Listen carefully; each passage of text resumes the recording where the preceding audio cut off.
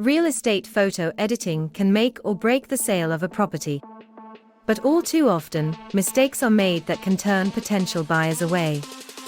1. Oversaturated colors. Oversaturated colors can make a property look fake and unappealing. 2. Crooked or distorted lines. Crooked or distorted lines can make a property look unprofessional and poorly maintained. 3. Overexposure or underexposure. Overexposure or underexposure can make it difficult to see important details of a property, such as a layout and condition. 4. Overprocessing. Overprocessing can make a property look unnatural and uninviting. Avoiding these common real estate photo editing mistakes can make a big difference in the sale of a property.